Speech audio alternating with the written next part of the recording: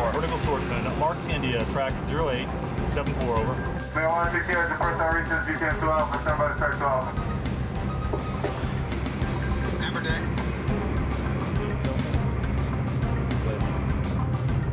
A firing exercise in the Pacific Ocean. The United States Navy is the most powerful Navy in the world, and the USS Bunker Hill is one of its most dangerous ships. It may not look it, nowadays they don't, but appearances can be deceiving. The technology of the modern warship has evolved with one single purpose: the projection of military power. If it is to maintain that power, the warship must continue to evolve. New technology will soon bring a better ship, and yesterday's warship is already history.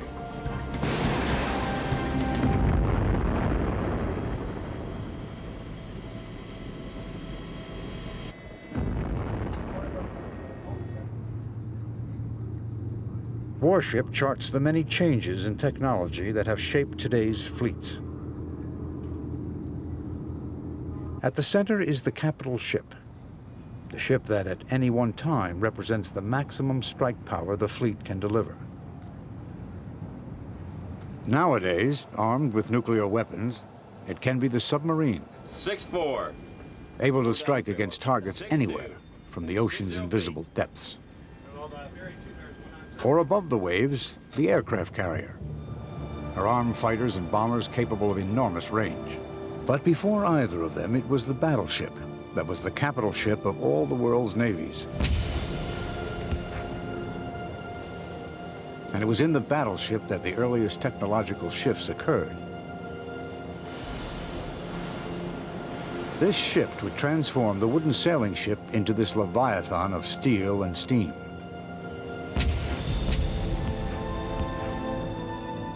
Bunker Hill is not a battleship. The modern Navy no longer has battleships on active service. Bunker Hill is a cruiser. Her primary role is to protect. But equipped with the Aegis combat system, Spy 1A 360-degree radar, and a battery of vertical launch missiles, she is in every sense what has become of the battleship. Lock it home. As far as surface ships, it is the U.S. Navy's capital ship right now. Our missiles give us a longer range than the battleship's guns against other ships. Our Tomahawk missiles give us a longer range inland against shore targets. We can fire at targets close to 1,000 miles away. Green range, cleared to fire within safe firing barriers.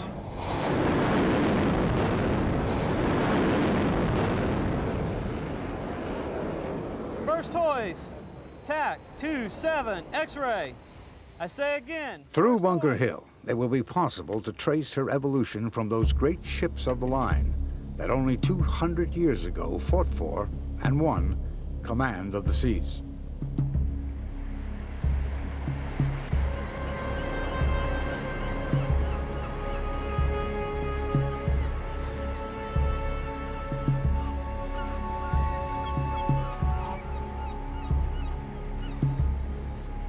The dawn of the 19th century was the dawn of the new era. Revolution had freed America from British rule and transformed France into a republic. That same revolutionary spirit had carried Napoleon's army far beyond the frontiers of France. And in 1805, it was ready to invade England. All that stood between Napoleon and complete domination of Europe was the British Navy. And they were in no mood to be challenged. It was such a shock and such a humiliation to have not been able to keep the colonies for King George III that they entered the war of the French Revolution probably in as aggressive a frame of mind as the Royal Navy has ever been. Napoleon had the troops, and with 24 hours access to the Channel, he could have been in England, defeated any possible forces the British had, and overthrown the British state and destroyed the British Empire. It was off Cape Trafalgar where the two greatest naval forces of their day were to meet. On one side, the combined ships of France and Spain. On the other, the British Navy. Complete victory for either side guaranteed dominion of the high seas. The British Admiral Horatio Nelson knew this, and he knew the French. The French policy was to go into the wind, attacking the British front. The British would sail down with the wind, and the vanguards would meet. Damage would be done to both sides, and the French could sail away. The French government obviously had the policy of, hey, your job as an admiral is to do as much damage as possible, but we want these ships back. Faced with the threat of invasion, Nelson understood all too well what he had to do. Annihilate the enemy, destroy her fleet, whatever the cost. He knew that the way to beat the enemy was to break their formation and to force on them close-range ship-to-ship engagements. To do this, he had to break the enemy's formation by sailing into it, quite literally, by exposing the bows of his ships, which were relatively weakly protected, to the broadsides of the enemy for quite a long period of time. He wanted the ship to go into harm's way. He knew that this was the weapon that was going to defeat his opponents.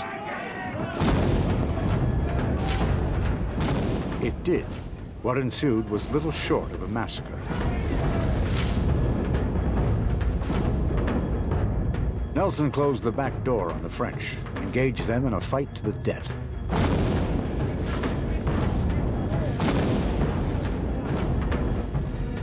Of the 8,500 dead or wounded, 7,000 were French or Spanish. And this breaking of a line destroyed the French tactic of being able to hit the vanguard of the attacking British ships and then being able to escape to fight again another day. And at Trafalgar, the French fleet was destroyed.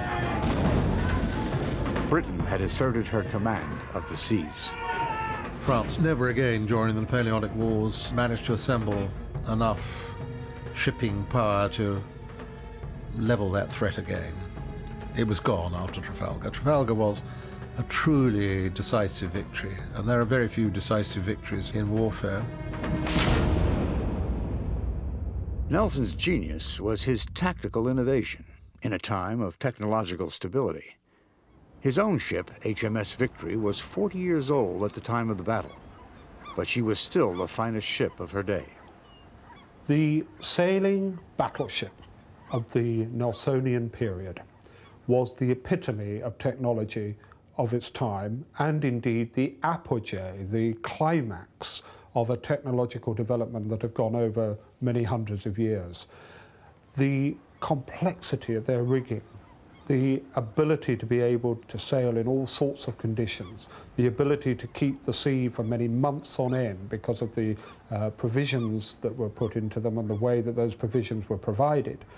All these sorts of carefully nurtured skills and ideas made ships like the Victory the absolute peak of design.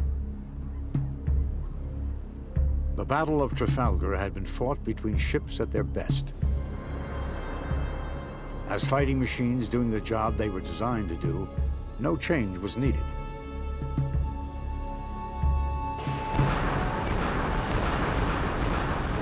But change was inevitable, because another revolution had begun, an industrial revolution, and the machine age was to bring with it changes every bit as far-reaching as those born of constitutional reform.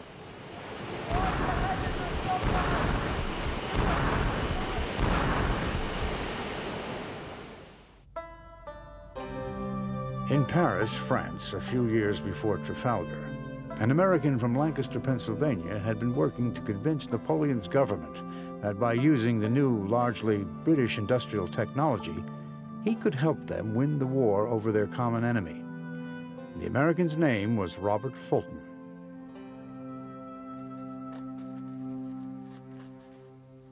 Fulton convinces himself that ideologically he's really aligned with the French because they're another democratic revolution, as happened in his own country, so he finds it very easy to make an argument that he's going to sell revolutionary new weapons to this government to help destroy the hegemony of Britain, which is ruling the seas tyrannically.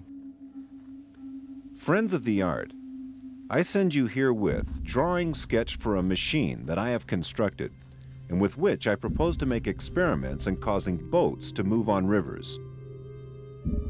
I think we have to say that Fulton was not doing this for the interests of humanity. He was in it for the interests of Robert Fulton.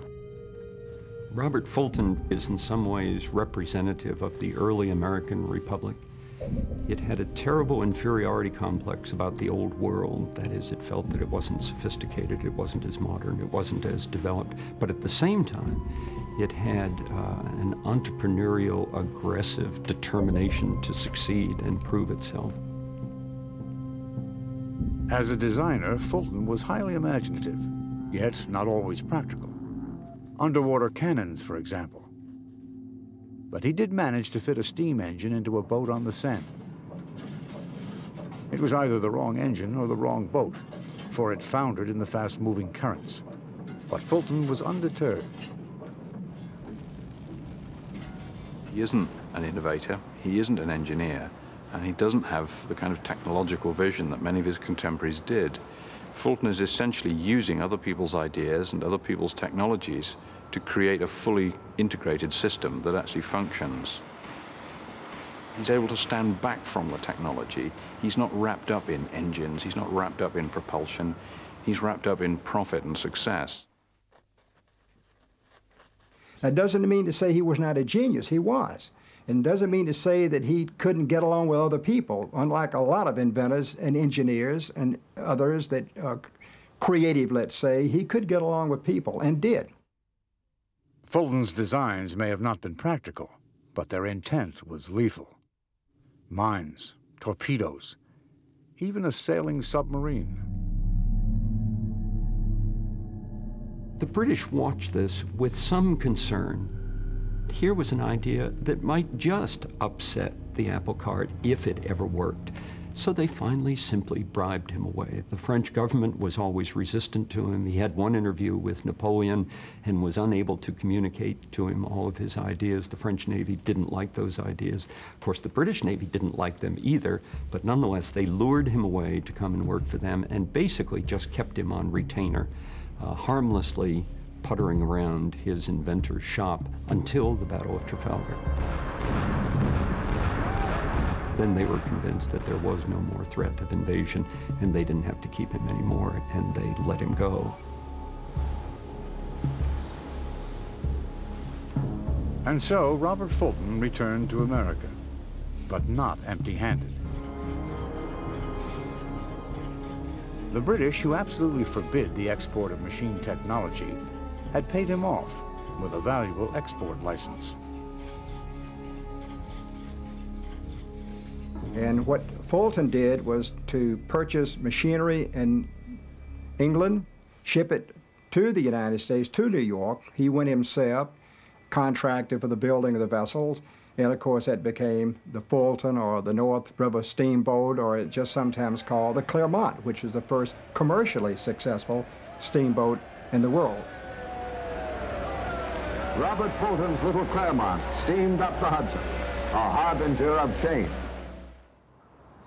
When the War of 1812 broke out, Fulton immediately turned himself into an American patriot. Having been an English patriot and a French patriot earlier on, he found it quite easy to become an American one. He also realized that the defense of New York Harbor would be difficult with existing sailing ships. So he develops this vessel, the Dima Logos, which is essentially a twin-hulled catamaran with a single large paddle wheel between the hulls and a steam engine driving it. It's a mobile battery. It certainly looked very powerful, to say the least. It carried a battery of some 30 guns. It had 5 feet thick sides, and it was an armored ship in that regard. And it could make 5 knots, 7 knots under steam. He puts a lot of effort into this ship, but he sadly catches a cold and dies during the construction program. And by the time she's finished, Fulton is actually dead. Fulton's premature death was tragic irony. He had finally made it in his own country, with a steam-powered warship 30 years ahead of its time.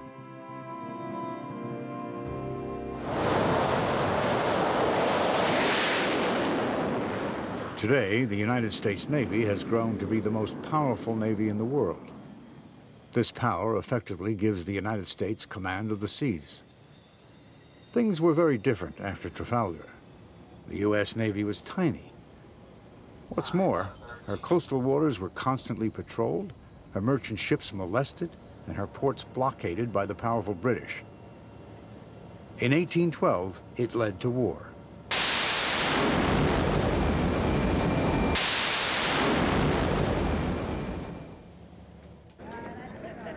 But defending America's shores were her frigates, fast, single-deck cruisers.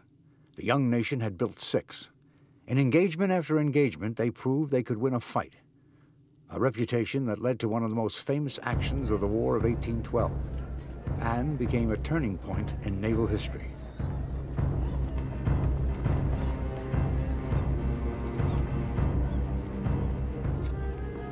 On the 1st of June, 1813, a frigate of the British Navy was prowling in American waters. Her gun crew was hand-picked, and she was looking for a showdown. The frigate was the HMS Shannon. The captain of HMS Shannon, Philip Vere Broke, was a man who dedicated his entire career to the development of modern scientific gunnery.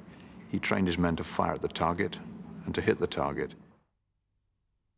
Off Boston Harbor, Brooke issued a challenge to the commander of the USS Chesapeake, a frigate he considered equal to his own. The Shannon wanted the Chesapeake to come out to basically relieve the Shannon of its blockading duties, and taunted the commanding officer, James Lawrence, and the crew of the Chesapeake to come out, let's have a one-on-one fight, let's do it in a gentlemanly way, and decide the issue. And unfortunately, Lawrence accepted that challenge. Broke had been in command of the Shannon for 5 years, and he'd spent those 5 years preparing for this one culminating moment of his naval career, a single-ship engagement with a ship of equal force that was willing to fight. And on that morning, he found he had a willing enemy.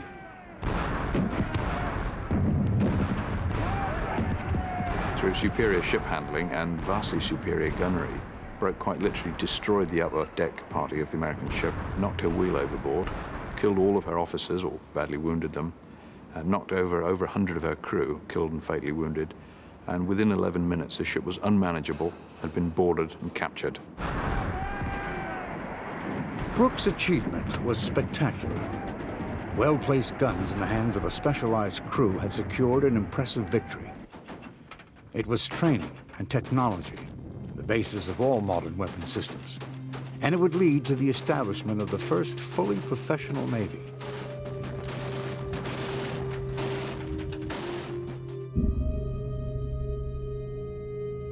For the Chesapeake, the war was over. Captured and sailed back to England as a British ship, she was soon broken up and her timbers offered for sale to the highest bidder.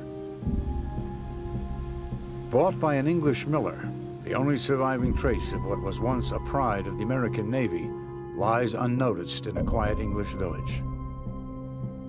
The decks of the USS Chesapeake are now the floors of a flour mill.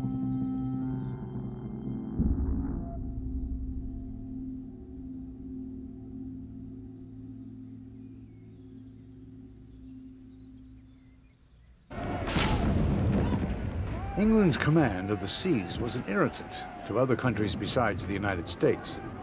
France was also desperate to find an answer to the British Navy's overwhelming presence.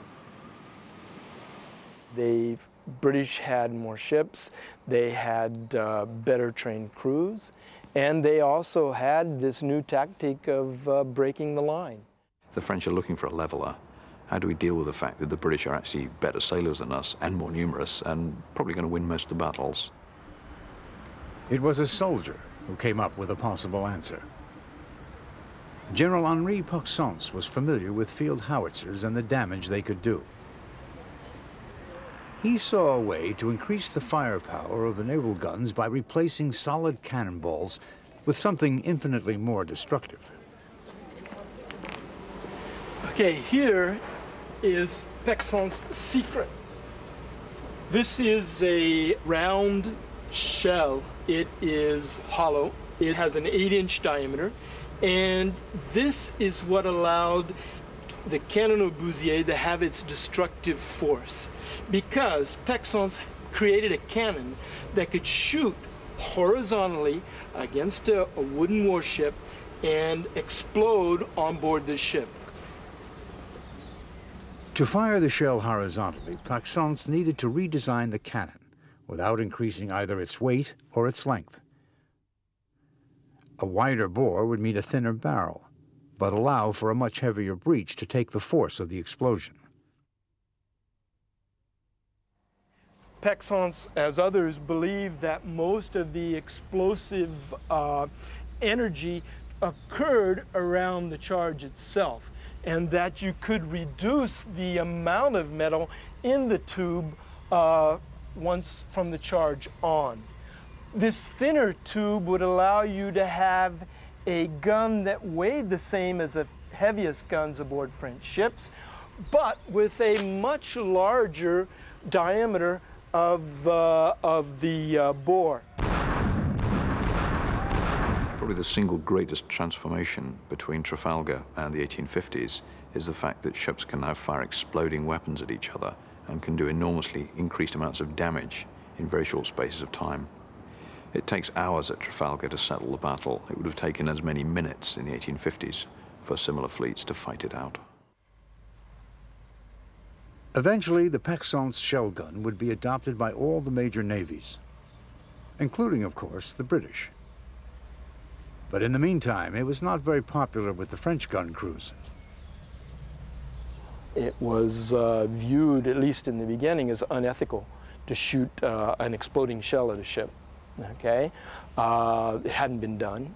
The British didn't have exploding shells, so the French were a bit worried that if they were caught using these exploding shells, well, at least the crews were worried they'd be hung. The second reason was technical. The shells exploded in the guns occasionally. The fuses didn't go off correctly. And the third reason was the fact that it took more time to load a cannon using these shells. And you didn't get the number of broadsides off into the enemy that you would normally do with a well-trained crew using a normal round solid shot. It wasn't only the crews that were resistant to change. There was also little enthusiasm from the officers. New technology was transforming society, but without a war, the Navy was in no hurry to adopt it, particularly steam engines for warships. A sailing man of war could go anywhere in the world. It could provision for months at sea between ports. The steamship could only go where there was coal. Huge engines took up quite a bit of storage space. Until the world could be ringed with fueling points, the high seas would remain the dominion of sailing ships.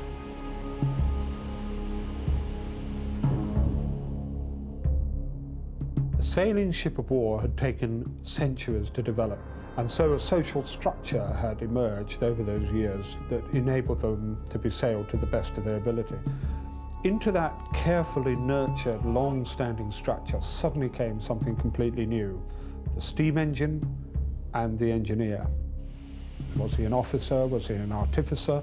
And all his kind of arcane language, just like computer experts today, was very confusing for the traditional sailors. CCS, split plan, GTM 2 Alpha, 1 Alpha online, max speed available, 22 knots. Turn 2 Alpha. Even in today's Navy, the engine rooms are alien, if not unknown territory to the rest of the crew. But the engineer has become a figure of respect. As the engine got more sophisticated, so did he. But fuel supply is still a matter of utmost priority to the Navy. A warship at sea has to be ready for fast response. Right standard rudder. Rudder is right 15 degrees, not a foot given. The need to carry enough fuel to get to a place and do what you need to do while you're there is going to continue to be a problem with any ship. While on patrol, Bunker Hill has to keep her fuel levels high.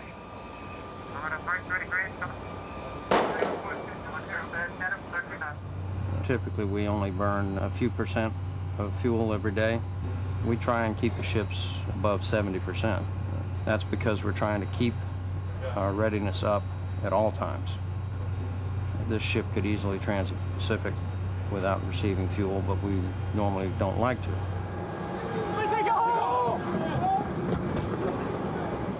Refueling at sea is an essential but highly dangerous process.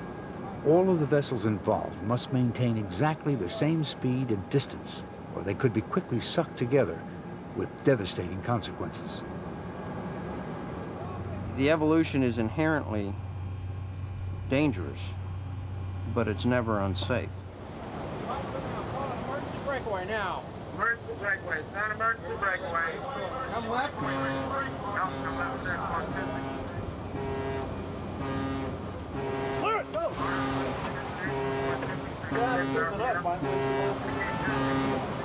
Nonetheless, a sudden crisis, in this case engine failure in the other cruiser, demands immediate withdrawal and emergency procedures to avert a serious accident. Are we hearing anything on bridge to break? Hamilton report for casualty. Loss of fuel pressure MER2. And I recommend we just maintain this position. Doc Hamden will maintain. Fuel supply would always be a challenge for the modern ship. But in the 1840s, there was another barrier that would hinder the steamship's acceptance as a man of war.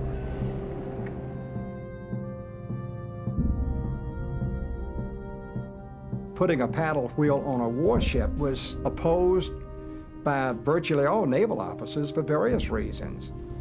You could imagine how vulnerable a paddle wheel powered ship was. One shell could destroy easily a paddle wheel.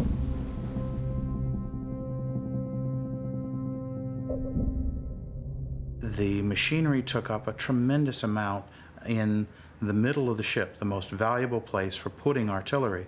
And because of that, the guns of the ship could only be placed at each end, and a steamship could not be as heavily armed as a sailing vessel of the same size.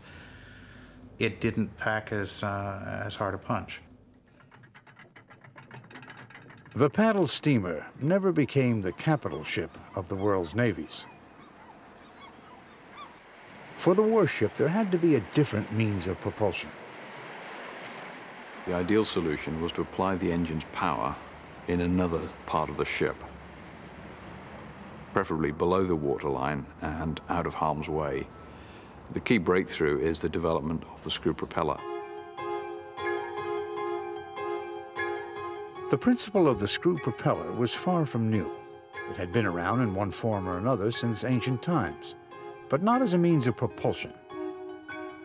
An early prototype was named Archimedes, as an acknowledgement to the great mathematician by her designer, Francis Pettit Smith. Pettit Smith had quite clearly put a lot of thought into this, but he was no engineer.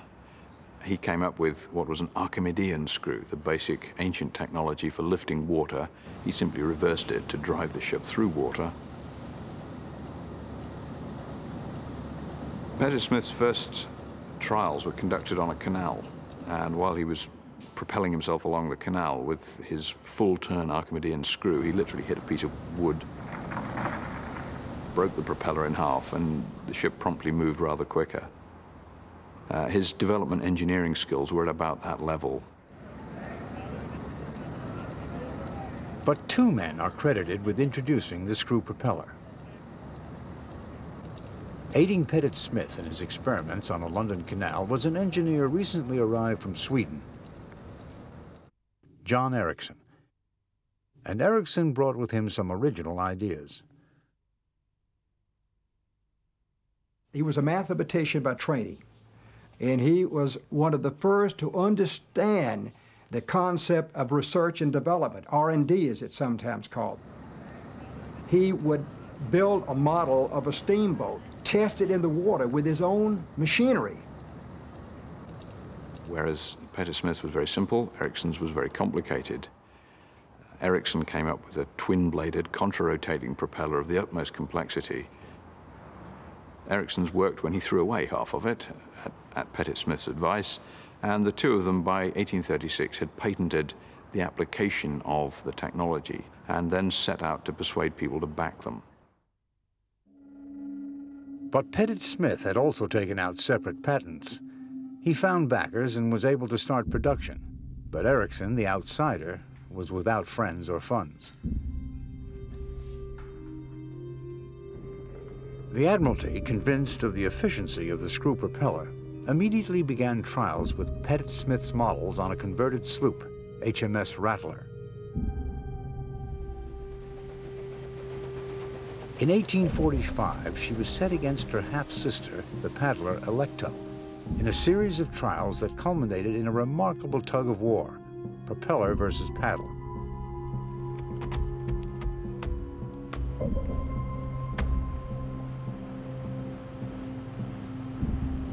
Alecto was first underway and proceeded to haul Rattler astern. But once the Rattler's engines kicked in, she slowly turned the game, and the screw propeller won. It was a publicity stunt, but it had worked.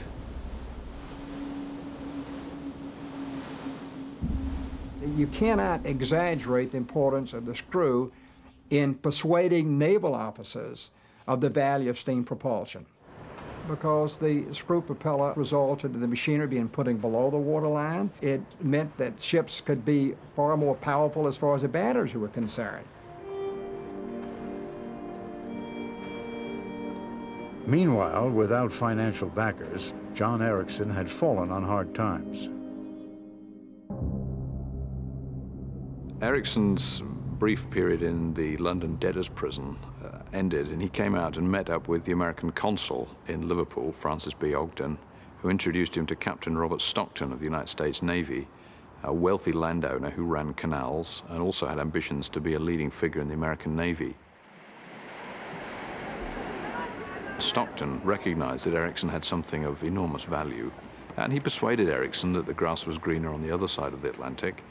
And so Ericsson comes over with his ideas, with his technology, and Stockton gets him a contract to build the first steam frigate for the United States Navy.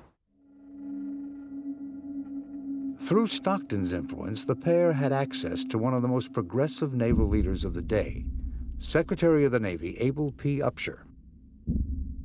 Upshur was, of course, the Secretary of the Navy at the time, a very, very good Secretary of the Navy in the sense that he understood the importance of steam propulsion. He understood the value of the Navy moving into building a fleet of steam-powered warships.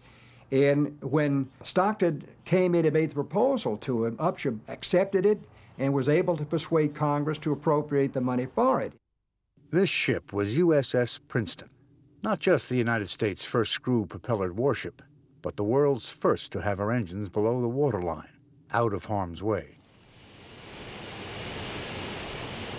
Princeton was a typical example of Ericsson's engineering genius. He hit all of the right targets with this ship. It was pretty much the right way to go in all areas. But he put on board it a very large experimental gun, which he'd made to his own design. Stockton, not being one to be behind in anything, had a similar gun made to his design, and the pair of them were on the ship, the Oregon and the Peacemaker. Princeton was a cause for huge pride and an attraction to all the leading figures of the day. Abel P. Upshur himself paid a VIP visit, with tragic consequences. They fired several of the guns at various times to entertain the public. And one last shot was fired from Stockton's gun, and a crowd assembled around it.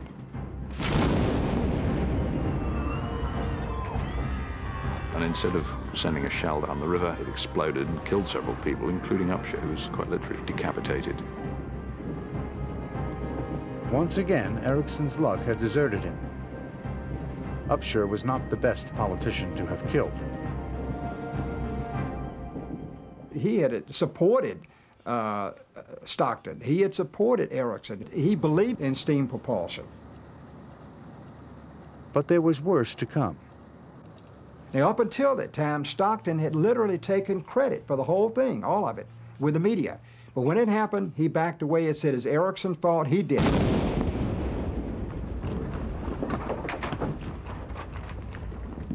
This was a disaster in public relations terms, and the United States Navy and Robert Stockton avoided the fallout by shifting all of the blame onto the one man that they could easily do, and that's the foreign John Ericsson. Ericsson is stigmatized by the failure of this gun, which is not his gun. The gun that Ericsson made is still in the Washington Navy Yard. It's not the one that blew up.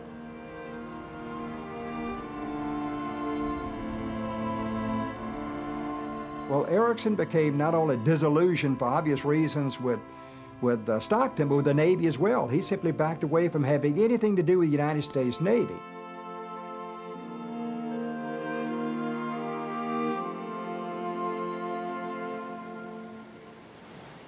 Meanwhile, a chain of events was about to unfold in Europe that would reverberate around the world.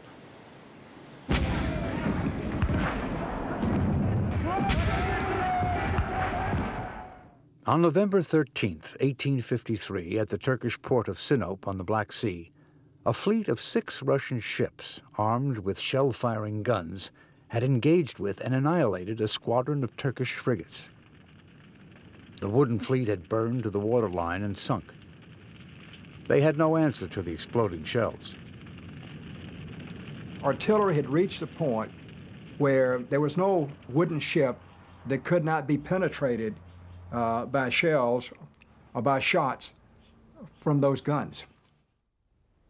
In 1854, the Crimean War began. An alliance was forged between Britain, Turkey, and France, and their joint navies began to lay siege to the Russian fortifications. The effectiveness of the Russian shell guns had been clearly demonstrated, and the Allies were well aware that to attack shore defenses from the sea was difficult and highly dangerous. Whenever you developed a type of gun, like the shell gun, the Paxum shell gun, then you tried to develop, of course, some means of defending against it. And in this case, armor was what they needed.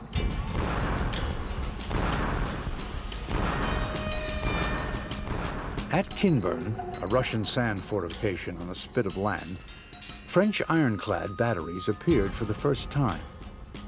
They weren't very maneuverable and had no real seagoing power, but when towed into position, they could bombard the land from within the range of the incoming shells.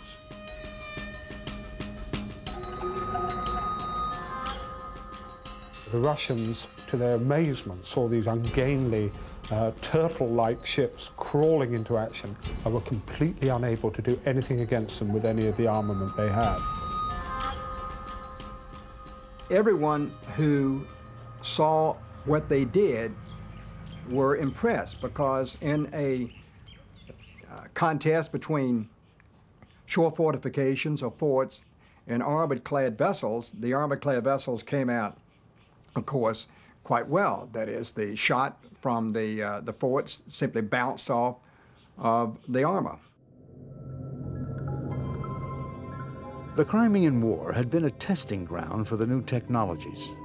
Clearly, iron armor was effective, and so was steam power. The fact that Britain could take part in an extended campaign so far from home had owed much to the logistical support of steam.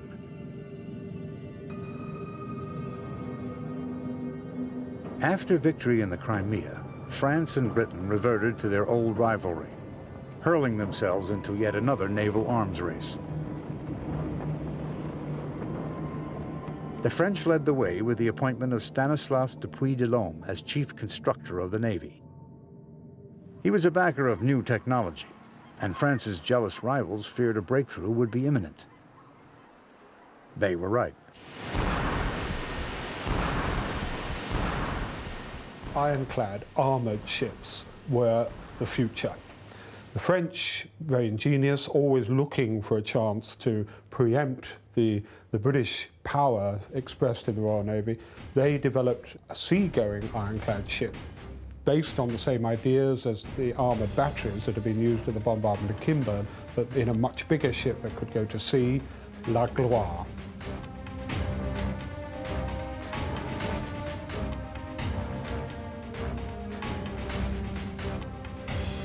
La Gloire, launched in 1859, was an entirely new design of warship. The world's first seagoing ironclad. Although constructed of oak, she had an armored belt 4.5 inches thick, running the entire length of her hull above the waterline, and an armored deck.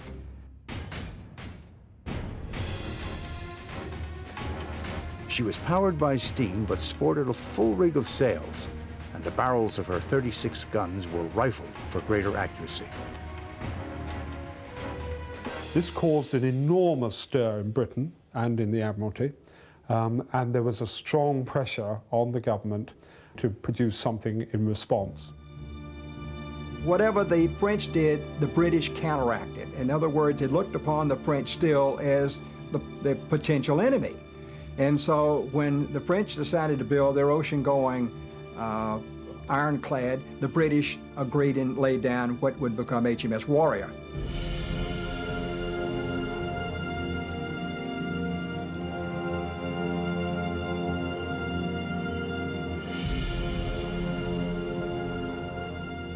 The Warrior could have sailed through every single battle fleet in the world and sunk them. Napoleon III referred to it as that black snake. He knew what the Warrior was capable of.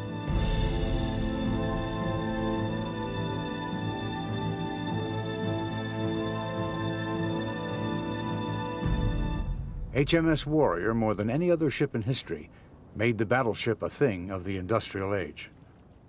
Key point about Warrior, the use of iron as a structural material. We can see these mass-produced iron beams at every level, the iron bracket frames in the bottom, the use of iron to hold the whole ship together. There is timber in the ship, and it forms an essential function. These doubled-up sections of teak are, in fact, holding the 4.5-inch armor plate within this shelf structure. The important point about iron is it allowed Warrior to be built much, much bigger. This ship is nearly twice as big as Gloire, enables her to travel further, to carry more coal, more stores. It also enables her to travel faster.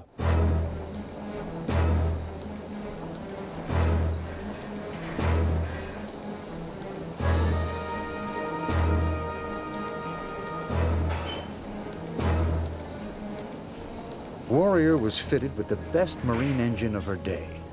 Built by Penns of Greenwich, it delivered more than 5,000 horsepower, by far the most powerful engine yet designed for a warship. She carried enough coal to steam over 2,000 miles at 11 knots. In fact, on the measured miles, she steamed at almost 14.5 knots, a speed that would not be surpassed by any battleship for years to come.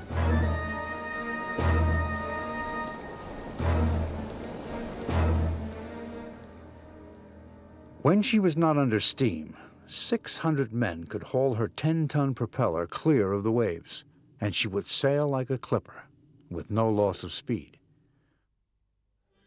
Warrior could outreach and outrun any ship in the world, and she could also outgun them.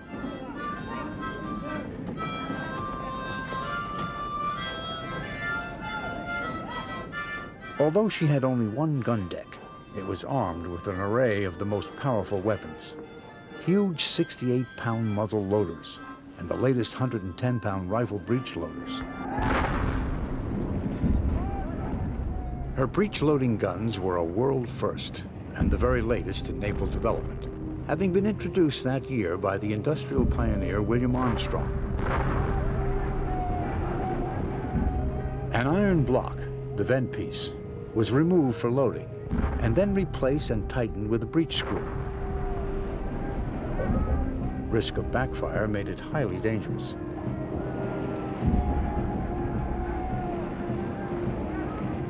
Each one of those items, the armor plating, the metal hull, the guns and the engines, not one of those was absolutely new. Everything had been developed in other ships. What was revolutionary about the Warrior was that they all came together in one hull, and that made her quite genuinely the most revolutionary warship ever launched. Though the rivalry between France and Britain was fierce, it was little more than posturing, a Cold War. Conditions in the United States, on the other hand, were grim. The country was divided in a bitter and bloody civil war that set the North against the South. It was a war that would become known as the First Modern War, a war in which technology would play a key role. Central to that role was control of the railroads and control of the rivers. John Erickson, much to his amazement, was once more in demand. Erickson had been called in by the Union Navy in response to a threat. They knew that the Confederates had started a building program for ironclads. They had started using them on the western rivers, and now there was a threat to the eastern seaboard. The United States Navy created a board of 3 officers to look into the possibility of building armored ships and to recommend contracts.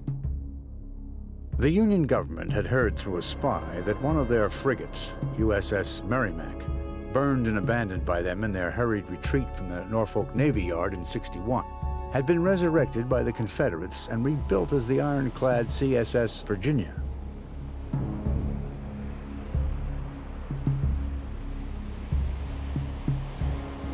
They desperately needed a response. They really didn't know enough about armored ships to know in which direction to go. And the United States Navy was kind of like accepting anything that might help them. It's kind of like a shotgun firing in all directions, hoping that something was going to hit. Erickson's proposal was revolutionary. A steam-driven battery built of iron floated so low in the water that her living accommodation would be submerged. A revolving metal turret and a small conning tower were all that would protrude above the waterline. And in the turret there would be just 2 11-inch cannon. The board had seen nothing like it in their lives. The ironclad board is anything enamored since they're old mossbacks with Erickson. Erickson is no more enamored with the Navy, dating back to the problems on Princeton. Lincoln himself evidently became involved, read about it, was impressed with it. The only ones who were not overwhelmingly impressed were the 3 officers, because it was such a unique revolutionary warship. It was kind of like a raft on a box with a turret on top. And they didn't think it would float. They didn't think that it would be worth constructing. But they built it, and barely in time.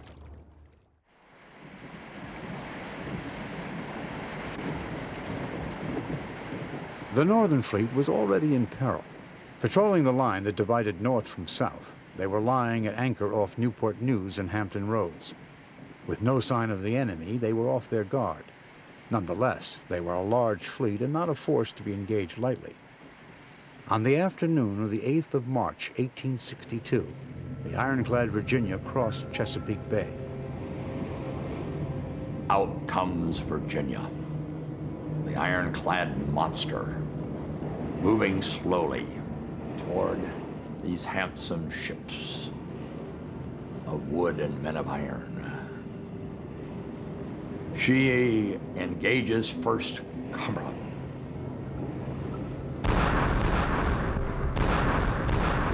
Takes her over an hour to make a turn and come back, and drives her beak into the bowels of Cumberland.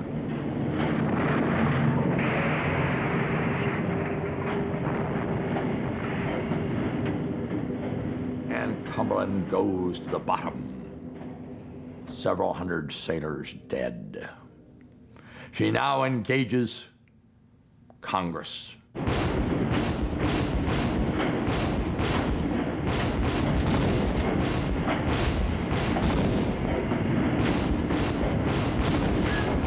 All the shells from the Congress bounced off of the slanted hull of the Virginia. Congress goes aground. They try hot shot. And soon she is a mass of flame.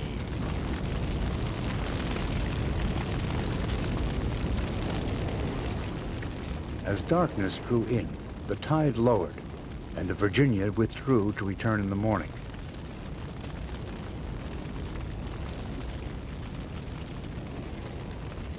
Word of the Virginia's success reached President Lincoln. He was dismayed. But Ericsson's little craft had arrived under the cover of darkness and had taken up her position. The next morning, on the 9th day of March, when for the first time in naval history, 2 ironclads engaged.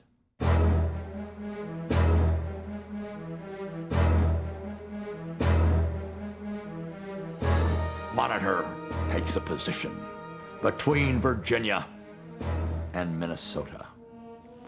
And the engagement that changes naval warfare takes place.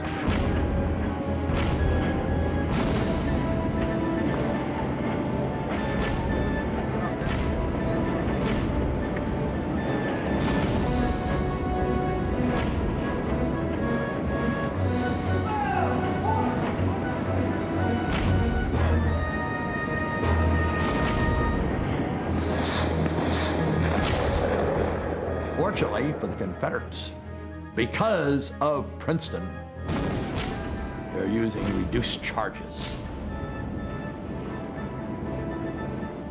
Virginia tries all ways, but she doesn't have enough speed, so when she runs into Monitor, she just nudges her.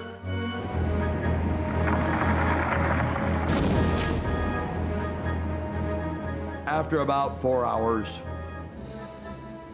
Virginia lumbers away.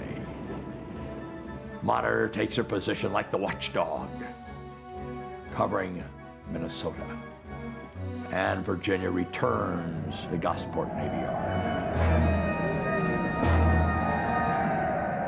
Tactically, it was a Union victory because the Monitor was to defend the Minnesota, and the Minnesota was still there when it was all over. Strategically, it was a draw.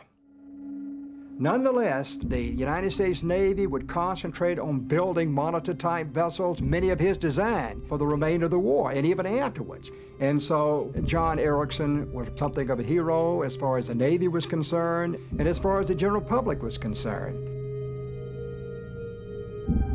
Ericsson's vision caused a major change in coastal defense.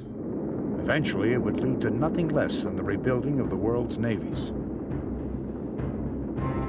From that time on, no one, to my knowledge, believed that our armored ships, iron ships, armored ships, would not gradually simply take over all navies.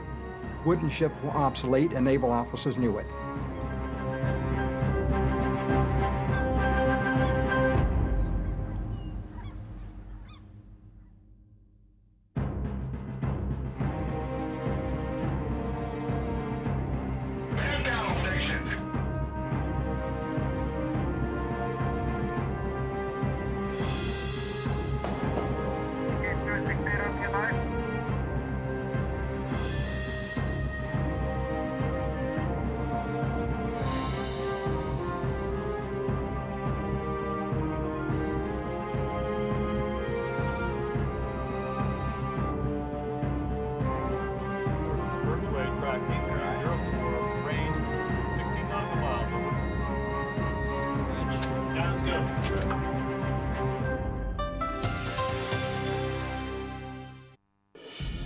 Warship was made possible by the Alfred P. Sloan Foundation to enhance public understanding of the role of technology. The foundation also seeks to portray the lives of the men and women engaged in scientific and technological pursuit.